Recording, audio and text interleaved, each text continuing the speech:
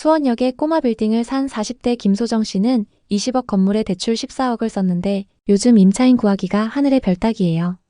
건물이 그냥 빈 껍데기예요 라고 하소연했어요. 건물주만 되면 행복할 줄 알았는데 인생이 암울하다고 후회하고 있어요. 부동산은 무조건 오른다는 믿음으로 대출을 과도하게 끌어쓴 게 문제입니다. 시장이 변하면서 그 부담을 감당하지 못하고 있죠. 특히 꼬마 빌딩이나 상가 같은 상업용 부동산은 공실률 때문에 치명적이에요. 아파트는 주거용이라 그나마 임차인을 구하기 수월하지만 상업용은 임차인 구하기가 정말 어려워요. 앞으로 이런 실패 사례는 더 늘어날 거예요. 입지가 좋지 않은 상업용 부동산은 공실률이 60%를 넘는 곳도 많아서 투자자들의 부담이 점점 커지고 있죠. 요즘 뉴스만 보면 집값이 또 올랐다는 헤드라인이 눈에 띄지만 그 이면을 들여다보면 정말 안타까운 사연들이 가득해요.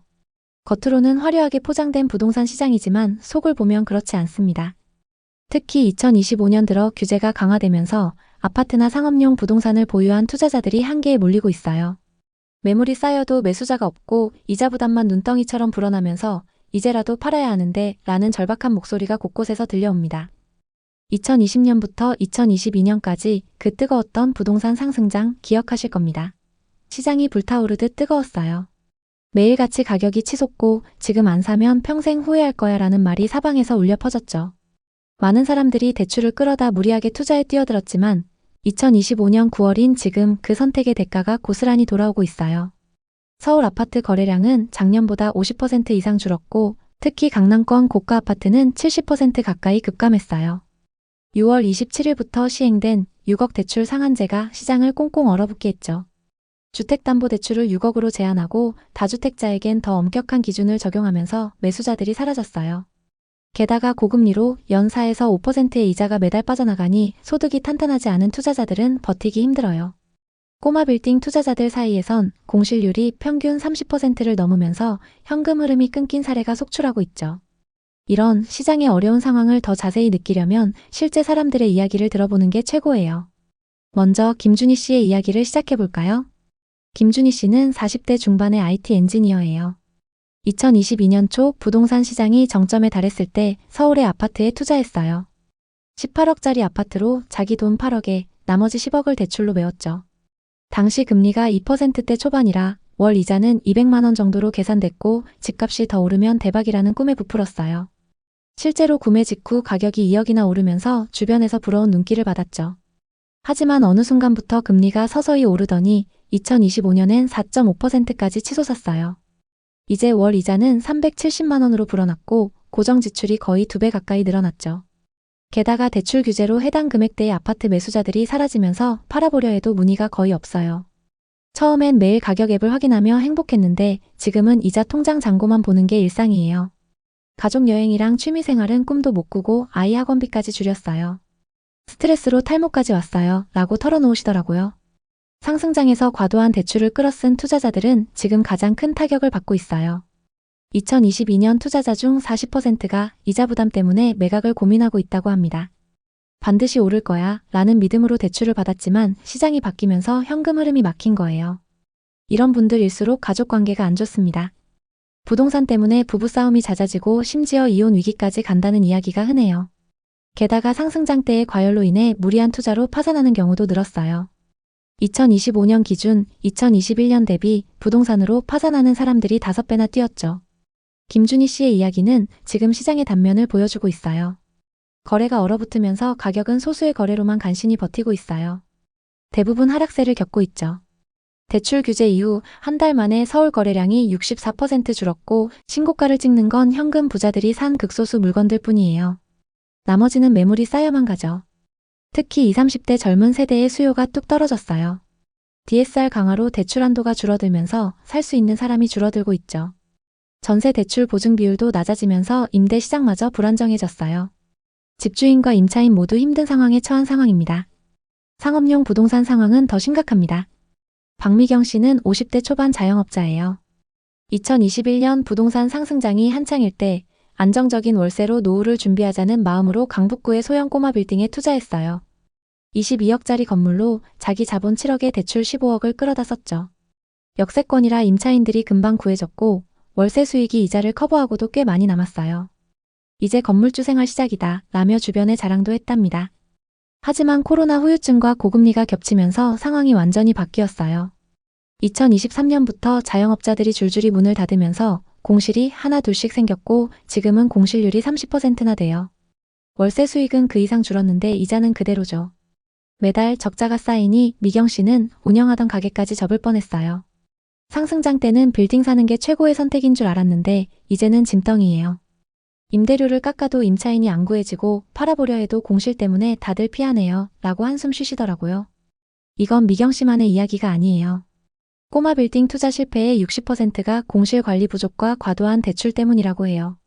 상승장에서 빌딩 값이 오를 거야 라는 기대에 현금 흐름 계산을 소홀히 한 탓이 크죠. 상업용 부동산은 아파트와 달리 임차인 유치가 어렵고 경제 불안이 직격탄이 되죠.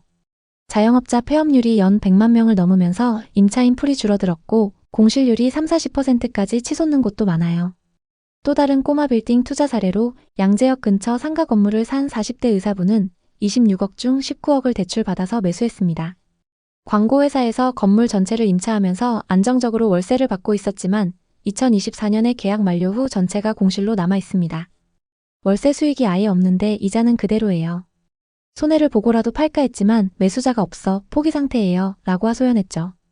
이런 사례들은 상승장의 과열이 낳은 후유증이에요. 소형 빌라나 꼬마 빌딩처럼 진입장벽이 낮은 물건이 특히 위험해요. 임차인 의존도가 높아서 경제가 흔들리면 바로 무너지죠. 게다가 고금리로 이자 부담이 배가 되고 대출 규제가 매수 문턱을 높이면서 거래가 뚝 끊겼어요. 이번엔 30대 부부의 이야기를 들어볼게요. 2022년 상승장 때 동탄 신도시에 12억짜리 아파트를 샀어요. 대출 7억을 끌어다 썼고 GTX와 삼성 효과를 믿었죠. 구매 직후 가격이 쭉쭉 오르면서 기쁨을 즐겼지만 곧 상황이 급변했습니다. 하락장에서 동탄 신도시의 아파트 가격은 무섭게 떨어졌죠. 젊은 세대의 수요가 높은 만큼 곧 회복하는 기미가 보였지만 2025년 대출 규제로 거래가 멈추니 집값은 하락세를 면치 못하고 있어요. 소비를 줄이면서 버티고 있지만 아이를 낳으려던 계획까지 미뤘어요. 부동산 때문에 부부싸움이 잦아졌어요. 라고 털어놓으시더라고요. 왜 이렇게 많은 투자자들이 무너지고 있을까요? 근본 원인은 상승장의 과열과 그 뒤를 따른 정책 변화예요. 2021년, 2022년 부동산 가격이 치솟을 때를 돌아보면 그땐 지금보다 대출이 훨씬 쉬웠어요. 자기 돈 조금으로 비싼 부동산을 매수할 수 있었죠. 하지만 최근 대출 한도가 급격히 줄었고 6억 상한제가 매수 문턱을 높였어요.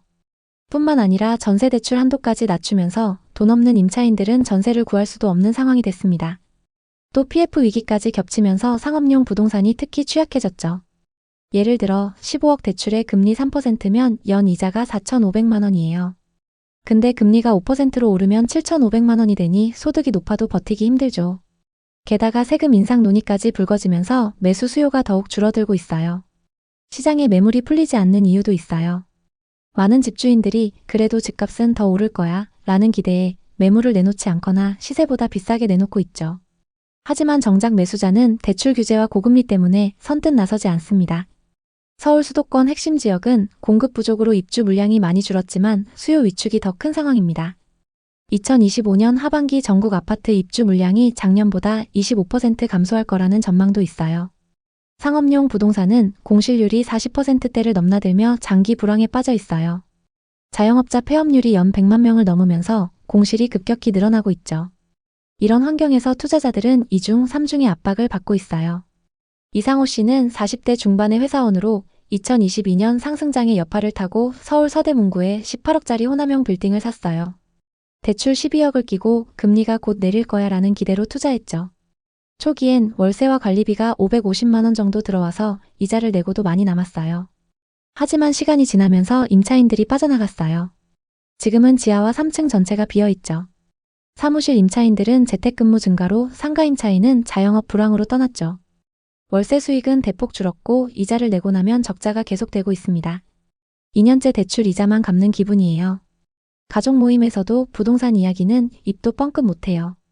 스트레스 때문에 당뇨까지 왔고 팔려고 내놨지만 반년째 문의 하나 없어요. 라고 한숨 쉬시더라고요. 꼬마 빌딩 실패의 70%가 입지 분석 미흡과 과도한 대출 때문이라고 하죠. 상승장일 때 호재만 따라가면 된다고 생각한 게 화근이었어요. 또 수원역에 꼬마 빌딩을 산 40대 김소정 씨는 20억 건물에 대출 14억을 썼는데 요즘 임차인 구하기가 하늘의 별 따기예요. 건물이 그냥 빈 껍데기예요 라고 하소연했어요. 이런 사례들의 공통점은 부동산은 무조건 오른다는 믿음으로 대출을 과도하게 끌어섰다는 거예요. 하지만 시장이 변하면서 그 부담을 감당하지 못하고 있죠. 특히 상업용 부동산은 공실률 때문에 치명적이에요. 아파트는 주거용이라 그나마 임차인을 구하기 수월하지만 상업용은 임차인 구하기가 정말 어려워요. 앞으로 이런 실패 사례는 더 늘어날 거예요. 특히 입지가 별로인 상업용 부동산은 공실률이 60%를 넘는 곳도 많아서 투자자들의 부담이 점점 커지고 있죠. 그렇다면 우리는 어떻게 해야 할까요? 첫째, 무리한 대출은 절대 피하세요. 상승장일 때처럼 레버리지로 대박을 꿈꾸기보단 소득의 30% 이내로 대출을 유지하는 게 안전해요. 부동산 투자는 현금 흐름이 생명인데 공실이나 금리 변동에 취약하니까요. 둘째, 장기적인 관점으로 접근하세요.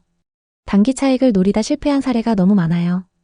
임대 수요가 안정적인 곳이나 규제를 피해갈 수 있는 곳을 노리는 게 현명하죠. 셋째, 시장 변화를 미리 읽으세요. 금리 인하나 규제 완화 시점을 노리되 지금처럼 불확실한 시기엔 관망이 답이에요. 계속적으로 부동산 규제 카드가 나오면서 분위기가 좋지 않습니다. 2025년 하반기엔 금리 인하 기대가 있지만 각종 규제가 풀리지 않으면 거래는 더 줄어들 거예요. 또 세금 강화로 부동산 보유자들이 매물을 내놓으면 가격 조정이 올 수도 있고 상업용 부동산은 오프라인 위기로 더 큰 충격이 예상돼요. 하지만 장기적으로 보면 부동산은 여전히 매력적인 자산이에요. 무주택자에겐 저가 매수 기회가 올 수도 있죠. 부동산은 한 번의 선택이 중요합니다. 특히 상업용 부동산은 더 신중해야 해요. 오늘 이야기 어떠셨나요? 혹시 이와 비슷한 부동산 고민이나 경험이 있으신가요?